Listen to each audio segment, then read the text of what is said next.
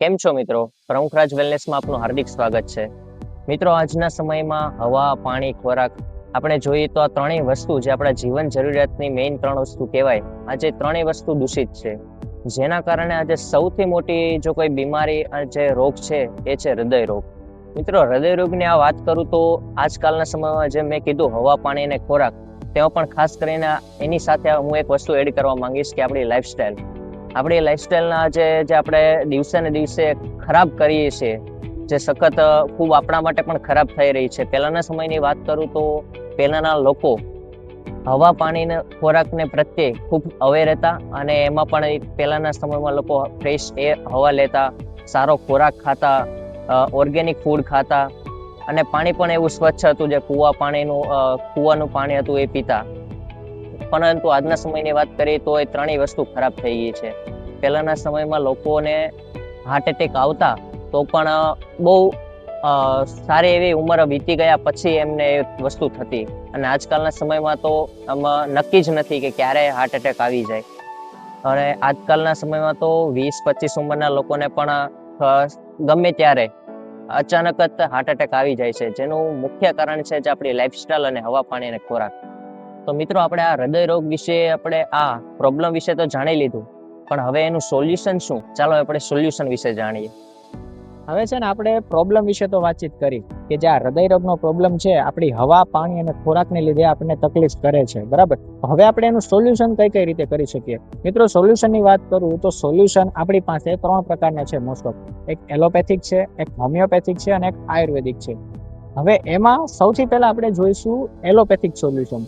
તમે ઘણા બધા ડોક્ટરને એવું કહેતા અથવા એવી ટ્રીટમેન્ટ લખતા અથવા તો એવી વસ્તુ કહેતા સાંભળતા હશો કે ઘણા બધા લોકો બીપીની જ્યાં સુધી દવા લે છે ત્યાં સુધી તેમનું બીપી કંટ્રોલ રહે છે, પણ જેવી રીતે બીપીની દવા બંધ કરે છે તો પ્રોબ્લેમ ફરીવાર પાછો વધવા લાગે છે. આ સાથે તમે ડાયાબિટીસ માટે પણ એવું જ સાંભળ્યું છે. ઘણીવાર કોલેસ્ટ્રોલની કોઈ દવા લેતું હોય, લોહી પતલું કરવા માટેની દવા લેતું હોય, તો જ્યાં સુધી તમે દવા લ્યો છો ત્યાં સુધી એ વસ્તુ તમને સારું રહે છે. જેવી તમે દવા બંધ કરો છો એટલે પ્રોબ્લેમ ફરી પાછો વધી જાય છે. હું તમને એક ઉદાહરણ દ્વારા સમજાવું.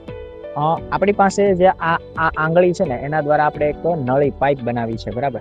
હવે જો આ પાઇપની અંદર લોહીનો પ્રવાહ અંદર જાય છે અને બહાર આવે છે તો કોઈ પ્રોબ્લેમ થવાનો નથી. પરંતુ જો આ જગ્યાએ કોઈ કચરું તરીકે આપણે ધારી લઈએ કે આપણી પાસે આ થર્મોકોલનો ટુકડો છે. આ કચરું એટલે કે એક પ્રકારનું બ્લોકેજ, કોઈ કોલેસ્ટ્રોલ, ટ્રાયગ્લિસરાઇડ અથવા તો જે આપણા શરીરને નુકસાન કરે છે ને એક પ્રકારનું આ કચરું છે. જો આ નળીની અંદર આવી રીતે કચરું ભરાઈ જાય છે તો જે લોહીનો પ્રવાહ છે ને એની અંદર અવરોધ આવે છે, એની અંદર રેઝિસ્ટન્સ આવે છે, બરાબર. તો પ્રોપર સરખો લોહીનો ફ્લો નથી થતો.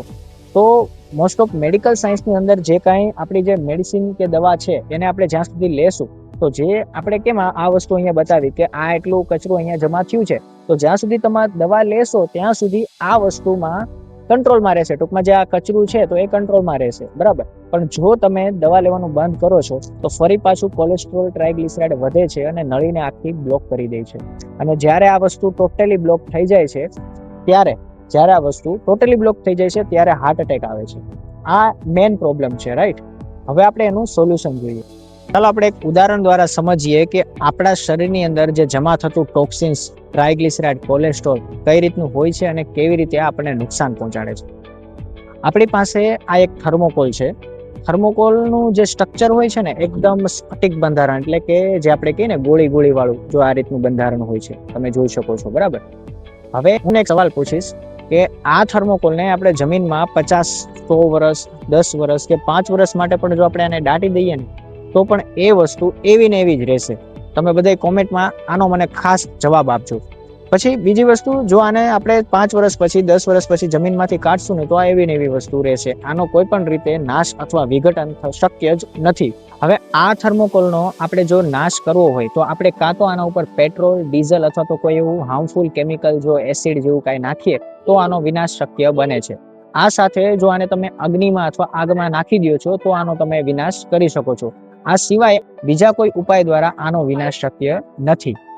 તો હવે આ વસ્તુ આપણે ધારી લઈએ કે એક પ્રકારનું આપણું કોલેસ્ટ્રોલ છે, એક પ્રકારનું ટ્રાયગ્લિસરાઇડ કે એક પ્રકારનું જે કિડનીમાં જે પથરી થાય છે એનું બંધારણ સેમ ટુ સેમ આના જેવું જ હોય છે.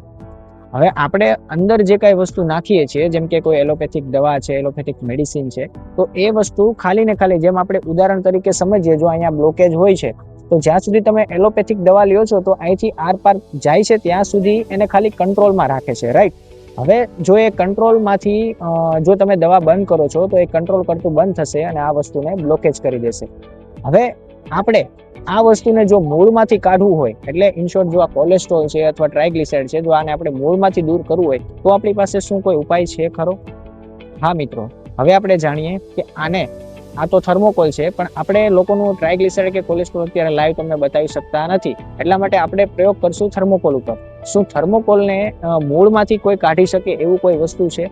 ચાલો તો આપણે હવે આનું સોલ્યુશન જોઈએ કે આને આપણે મૂળમાંથી કાઢવા માટે શું કરી શકીએ.